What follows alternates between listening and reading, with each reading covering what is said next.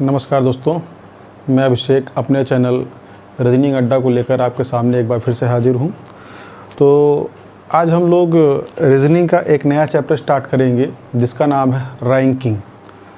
किताबों में एग्ज़ाम में अगर आप देखें तो रैंकिंग से क्वेश्चन खूब पूछे जाते हैं। खूब का मतलब ये है कि बहुत ही जो चैप्टर हम शुरू कर रहे हैं ये बहुत ही इम्पॉर्टेंट और बहुत ही आसान चैप्टर है। बहुत ज़्यादा आपको दिक्कत नहीं होगी समझने में, बहुत ही आसान चैप्टर है। थोड़ा थोड़ा करके हम लोग एक 1 बाय 1 करके क्वेश्चन को हम लोग लेंगे तो आप सबको समझ में आता रहेगा। रैंकिंग की बात करें तो चैप्टर का नाम है रैंकिंग टेस्ट, या किसी किताब में आपको मिलेगा ऑर्डर एंड रैंकिंग के नाम से। हिंदी में बोलते हैं क्रम निर्धारण या क्रम परीक्षण। तो इस चैप्टर को हम लोग स्टार्ट करते हैं।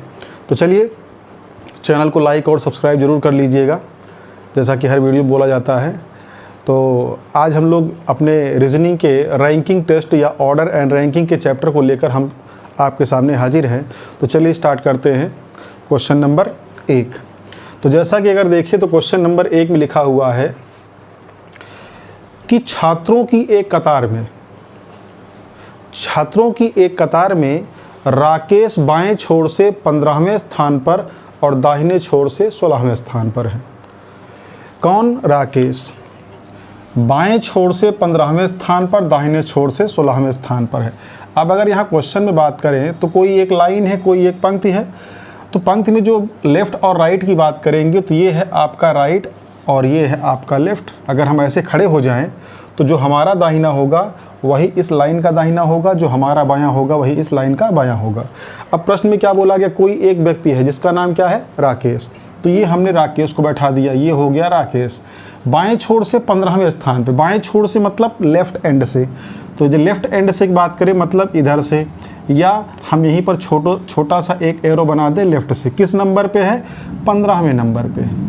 तथा दाहिने छोर से, अब अगर हम दाहिने छोर की बात करें मतलब राइट एंड से बात कर रहा है, और राइट एंड से बात करें मतलब ये छोटा सा एरो हमने बना दिया राइट एंड से। किस नंबर पे है? 16वें स्थान पर है।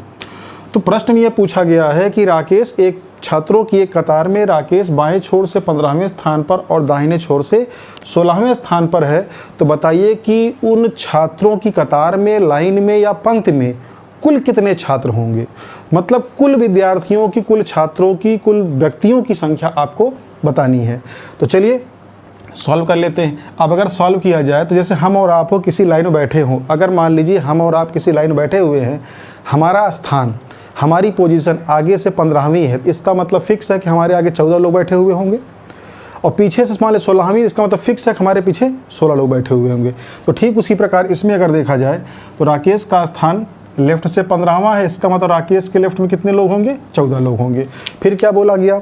दाहिने छोर से, दाहिने छोर से मतलब राइट एंड से। कौन से नंबर पे है? 16वां। तो ये जो 15 था ये लेफ्ट से था और ये 16 ये क्या है? राइट से है। तो अगर देखिए तो ये लेफ्ट से स्थान है, इसका 15वां, इसका मतलब 14 लोग होंगे। दाहिने से इसी व्यक्ति का स्थान 16वां है, इसका मतलब इसके दाहिने कितने लोग होंगे? 15 लोग होंगे। अब आपको मालूम पड़ गया कुल विद्यार्थियों की संख्या की बात करें तो यहाँ से लेकर यहाँ तक टोटल बैठे हुए होंगे, जिसमें 14 लोग तो इधर हो गए, 15 लोग इधर हो गए। तो इन सबको आप ऐड कर लो, 14 + 15, 14 लोग इधर और 15 लोग उधर। अच्छा, ये तो जोड़ दिया। लेकिन अगर बात करें तो इस 14 में और इस 15 में राकेश का स्थान नहीं है, राकेश को अलग से जोड़ना पड़ेगा। तो राकेश के पहले 14 लोग हैं और राकेश के बाद में 15 लोग हैं, तो 15 इधर 14 इधर हो गए, और एक स्थान किसका? राकेश का। तो एक स्थान राकेश का भी जोड़ दिया जाए। तो अब अगर जोड़ दिया जाए तो कितना हो जाएगा? 5 4 9 और 1 10 के 0, 1 2 और 1 3। तो टोटल कितने होंगे आपके? 30। लेकिन इस प्रश्न को सॉल्व करने के लिए आपको ये डायग्राम बनाने की ज़रूरत नहीं है। डायग्राम से नहीं बनाना, हम लोग को डायरेक्ट सॉल्व करना है। ध्यान रखिएगा, जब कभी भी चाहे क्लास हो, चाहे लाइन हो, चाहे पंक्ति हो या रो हो, कुछ भी हो, अगर एक ही व्यक्ति का स्थान आपको दोनों साइड से बताया जा रहा है और total number of person, total number of student या कुल व्यक्तियों की संख्या, कुल विद्यार्थियों की संख्या आपसे पूछी जाए, कब? जब एक ही व्यक्ति का स्थान दोनों तरफ से पता हो। तो कुल व्यक्तियों की संख्या निकालने के लिए क्या कर दो आप? दोनों तरफ से दिए गए स्थानों को जोड़ दो। जैसे कौन? राकेश था, बाएं तरफ से किस नंबर पे था, तो बाएं तरफ से था ये किस नंबर पे, 15 नंबर पे। और अगर हम दाहिने तरफ से बात करें, दाहिने तरफ से किस नंबर पे था, 16 नंबर पे। तो लेफ्ट से 15 और राइट से 16, इन दोनों को आप क्या कर दो, ऐड कर दो। तो 15 और 16 कितना हो गया, 31। जो टोटल होगा जोड़ने के बाद उसमें हम लोग लास्ट में क्या कर देंगे, -1। अब ये -1 हम क्यों कर रहे हैं, इसके बारे में भी डिस्कस कर लेंगे। तो 15, 16, 31, -1 कितना हो गया, 30। ये टोटल आपका क्या होगा, 30 लोग होंगे, 30 विद्यार्थी होंगे, 30 विद्यार्थी होंगे उस पंक्ति में, उस कतार में। अब कैसे हमने यहाँ -1 किया, तो -1 करने का मतलब ये था कि जब 15 और 16 को जोड़ा तो 31 आया। 31 कब आया, जब हमने राकेश का स्थान दाहिने और बाएं दोनों तरफ से गिना, तब कुल व्यक्तियों की संख्या 31 आई थी। लेकिन क्लास में पंक्ति में राकेश तो एक ही है, इसलिए जोड़ने के बाद हम लोगों ने क्या कर दिया, इसको बाद में 1 घटा दिया। तो उम्मीद करता हूँ समझ में आ गया होगा। आप लोग इसको समझ लीजिए, कॉपी कर लीजिए, ठीक है। तो चलिए अब इसके आगे हम लोग लेते हैं अगले क्वेश्चन को। तो अगले क्वेश्चन को अगर देखा जाए तो प्रश्न ये बोला गया है कि 40 विद्यार्थियों की एक कक्षा में, कितने विद्यार्थियों की, 40 विद्यार्थियों की एक कक्षा में मुकेश बाएं छोर से 18वें स्थान पर है। तो बताएं कि मुकेश का स्थान दाहिने छोर से क्या होगा। अब अगर देखें तो प्रश्न आपके सामने बोर्ड पर लिखा हुआ है।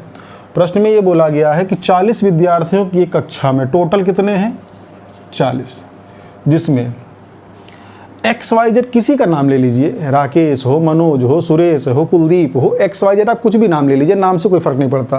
तो टोटल कितने हैं, 40। तो मान लीजिए एक लाइन हमने बना दी, इसमें टोटल कितने लोग हैं, 40। तो मतलब यहाँ से लेकर यहाँ तक टोटल हैं कितने, 40 स्टूडेंट। जिसमें अब नाम हम कुछ भी, अमित ले लें, सुरेश ले लें, विवेक ले लें, इससे कोई मतलब नहीं है। तो चलिए हम मान लेते हैं X। 40 विद्यार्थियों की कक्षा में जो X है ये बैठा हुआ है, आगे से बोलें या लेफ़्ट से बोलें या बाएं से बोलें या ऊपर से बोलें, सबका मतलब एक ही है। बाएं से जो इसका स्थान है वो इसका स्थान दिया गया है 18वां। XYZ किसी का नाम ले लें, चाहे यहाँ राकेश हो, सुरेश हो, मुकेश हो, जो भी व्यक्ति का नाम दिया होगा, एक ही व्यक्ति का नाम है तो इसलिए XYZ मानने में कोई दिक्कत नहीं है। बाएं से क्या है, चलिए हम नाम ही लिख लेते हैं, अमित, सुरेश, विवेक, कुछ भी आप जो आपकी इच्छा हो मान ले, अमित। बाएं से किस नंबर पे, 18वें नंबर पे। अच्छा, कुल कितने लोग हैं, 40, जिसमें अमित का स्थान बाएं से कितना है, 18वां है। अब अमित का स्थान अगर बाएं से 18वां है, कितने लोगों में, 40 लोगों में। तो 40 की बात करें तो यहाँ से लेकर यहाँ तक टोटल 40 हैं, जिसमें अमित का स्थान 18वां, तो यहाँ से लेकर यहाँ तक 18 निकल गए। तो यहाँ से लेकर यहाँ तक 40 थे, जिसमें यहाँ से लेकर यहाँ तक 18 निकल गए। तो 40 में हम 18 क्या कर दें, माइनस। तो जब 40 में आप 18 माइनस कर देंगे तो यहाँ बचेगा कितना, 22। इसका मतलब अमित का स्थान 18वां है। इसका मतलब ये है कि अमित के उधर दाहिने तरफ या और आगे की बात करें तो कितने लोग होंगे, 22 लोग।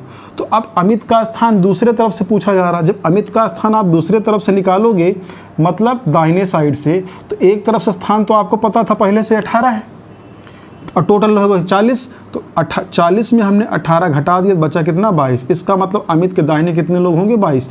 अब जब अमित का स्थान हम दूसरी तरफ से ज्ञात करना शुरू करेंगे, 22 तो उसके पहले ही हैं और एक बार हम फिर से अमित को गिनेंगे तो 22 ये और एक ये कितना हो गया, 23। तो 22 + 1 कितना हो जाएगा, 23। ये रहा आपका आंसर। लेकिन इस प्रश्न को भी आपको इस तरह से सॉल्व करने की ज़रूरत नहीं है।